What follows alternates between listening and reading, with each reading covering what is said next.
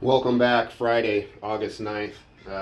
Seems like people enjoy the process, but I'm racing the California state race this weekend and Saturday, obviously tomorrow, and that'll be the 10th.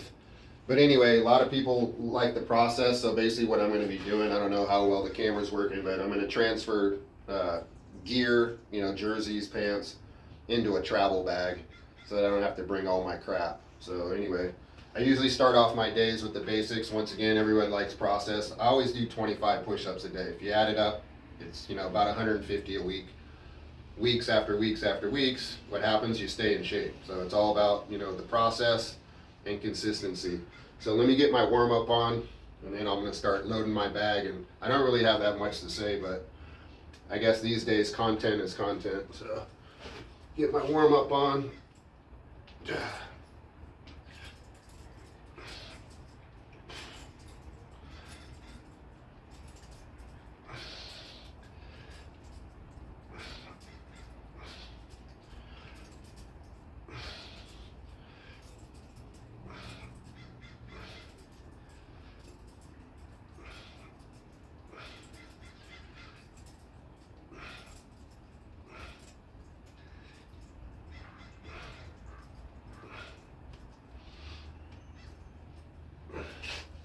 All right, basic warm up, nothing new. Been doing this shit since I was 10 years old, 10 expert. So anyway, we'll just continue on. Once again, I'm kind of flat, so yeah, we've all been here. So Jeanette jersey,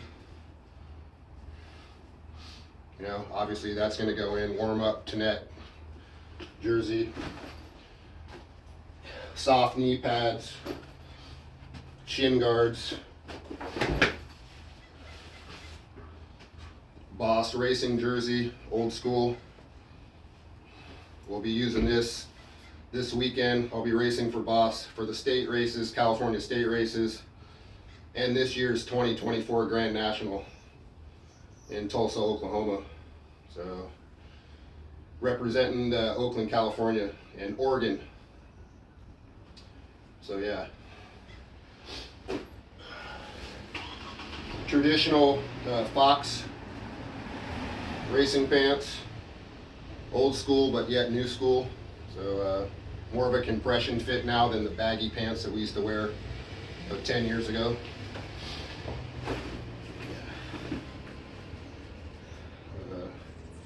COVID mask, just in case. Some BS, hey, you gotta have a mask. I always carry one just in case.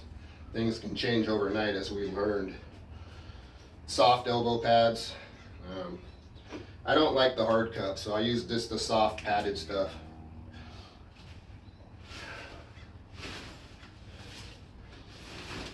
Traditional old school MR.T open face helmet that are pretty much not even manufactured anymore. Good luck finding one.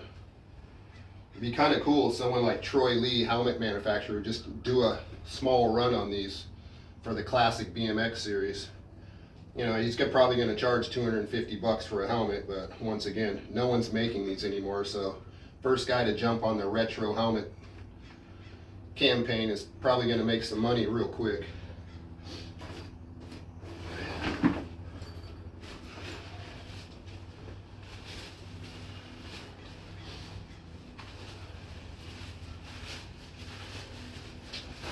Raincoat just in case.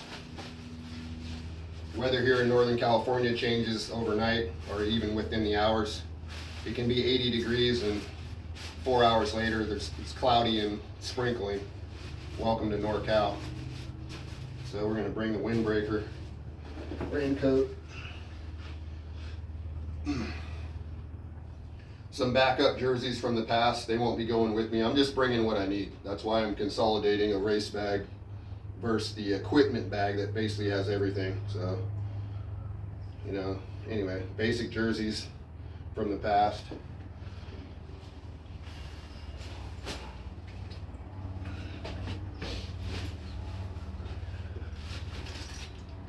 No one uses them anymore, but here's the weight belt. Good for lower back stability. Gives you better gait start, especially your first 4 pedals. Yeah. So anyway, weight belt. I wear these mountain bike downhill protection shorts. So if you notice, anyone that's crashed on these modern day asphalt turns know that probably should be wearing these. So if you fall on your hip, there's hip protection. If you slide forward, there's pads on for the thighs, once again on the sides. And then there's a little spine protector. If you flip back, like Willoughby did, loop out and hit your spine bone, there's just a little bit of padding back here. Once again, anything's better than nothing than being bone on bone or bone on dirt or bone on asphalt, actually.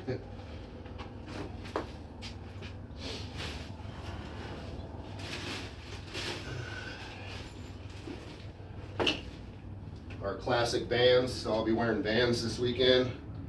And the little secret on the Vans is I run a carbon fiber insole. So if you see the carbon fiber, so it makes the shoe a lot stiffer. As we know, the Vans basically there's nothing there, you know. So when you put in the carbon fiber insole, it basically makes it like a clip shoe. So you have the same rigidity, stiffness, everything you need to lay down some power and still have the maneuverability of moving your foot around on the pedal versus being locked in.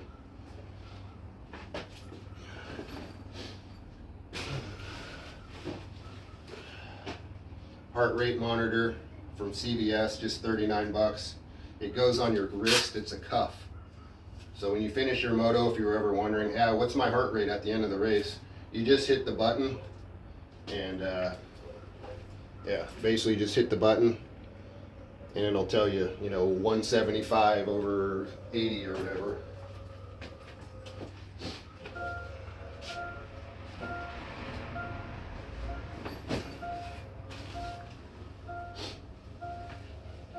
This was my velodrome. So when I was racing velodrome, oval track racing, which they've been showing in the Olympics. So this is called a skin suit, and pretty much the sport is using this as for BMX now. So what's funny is that this was my uniform from 2004 as a U.S. Olympic alternate on the velodrome team.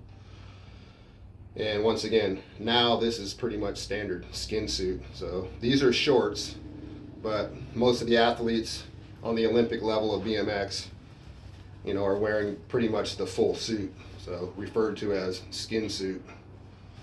So yeah, small world, things evolve.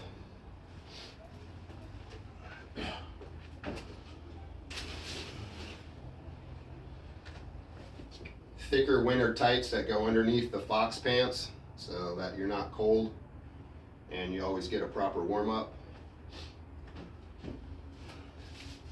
Mosquito net. People go, wow, why would you have a mosquito net? Well, I've been to a lot of races and you're sitting in the pits and there's bugs, flies, ants, and stuff like that. So this is a mosquito net. So yeah, looks stupid, but hey, nothing's flying in my ears when I'm trying to take a nap in between motos, or if I want to ride to the snack bar, especially on the East Coast. You're doing this the whole way. Gnats, flies, whatever, so works well. Also works well mountain biking. You can breathe fine, as you can see. You can still see me. It's not what it appears to be. Pretty simple and sheer.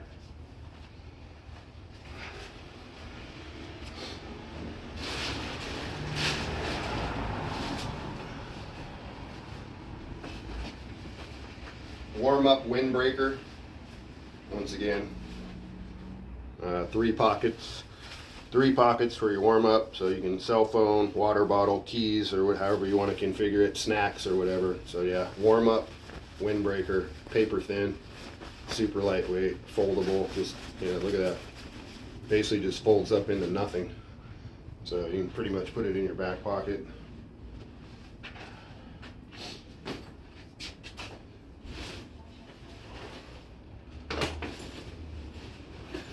The other Vans.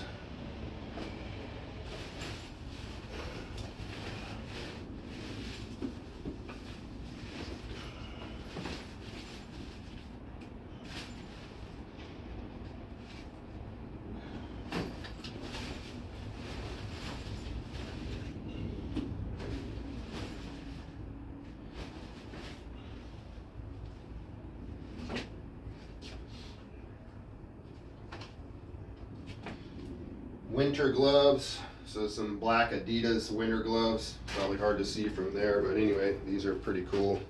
Adidas getting involved in the sport of cycling. So these are winter gloves. Got a little fingertips for the brake levers and stuff. So yeah, adios.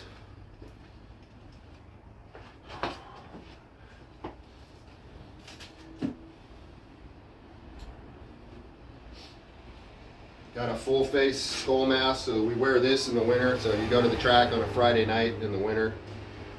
It's 38 degrees. So you basically slip on your stalker mask and go from there. Anyway, I think people have seen these before, so I'll just keep it short. But yeah, skull cap or whatever you want to call it. So obviously it goes over and around your neck, standard. So anyway, when you're bald, you need something.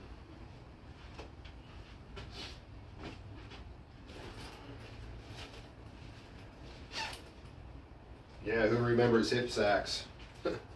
So this also works good riding around in the pits. So cell phone pocket, keys, blah, blah, blah. And people, oh yeah, hip sack, yeah, 80s. Yeah, well, whatever, dude. It's all about being practical.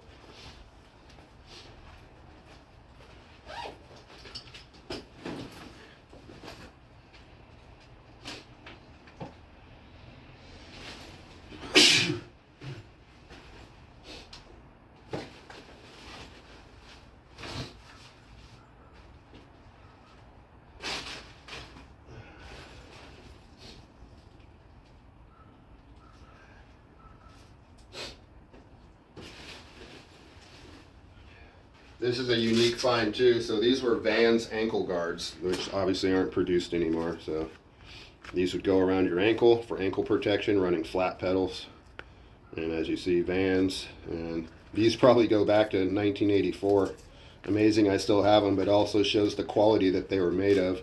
The Velcro still works, and logos are still there, not washed out. So yeah, ankle guards for freestyle BMX, mountain biking, downhill, etc. Anything off-road.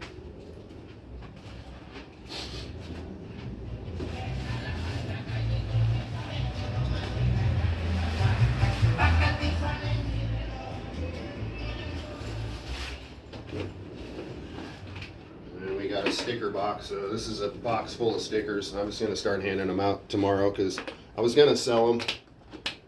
And then I just realized that half of these stickers are all outdated anyway, so just hand them out until they're gone and then redo some new stickers for 2025 that are relevant, which means current photos on the sticker. So personalized. These aren't just random bike stickers. These are all with my image on them.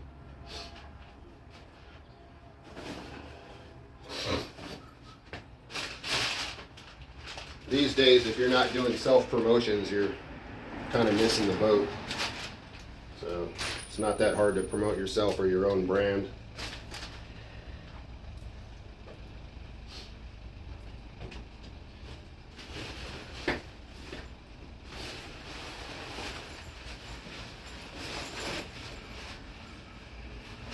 Well, looks like that pretty much does it for the bag transfer. This pink bag blew out, so that's kind of what was going on too. So I've had this for a couple years, or more than that, probably like 5 years, and it's seen better days. So it's out. So here's an example of the stickers. So like this one right here is pretty cool. Power wheeling out of the turn at the Santa Clara Nationals. I guess at this point it's probably like 4 years ago. Pretty sad how fast time goes. But yeah, so the kids will be getting a sticker like this tomorrow, Saturday. So not bad. Good size. As you see, it's a pretty big sticker. So good for a toolbox, back of the refrigerator, whatever.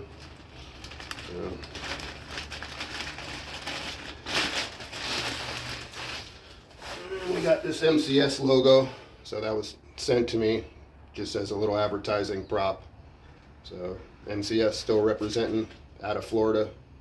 They've been around since what, 1976. Started out making motorcycle stuff. The guy down there was Greg Esser, his dad, Mr. Esser, and his son Greg. So they just had a podcast. Greg just did a podcast, which was cool. So he kind of went from back then to now, and funny how we all feel the same way. So if you catch the Greg Esser podcast, I'm not sure what he was on. I don't even remember right now, but anyway, good stuff. Good content. Not sure why I have the measuring tape in here, but you know, every once in a while at the races, someone wants to say they're, you know, oh, what's the length of your back end or whatever. Anyway, just a little miscellaneous thing I have in there that somehow comes in handy every once in a while when people start talking about handlebar height and wheelbase and the length of their rear stays and you know all these little things that matter but don't really matter if you're riding your bike consistently.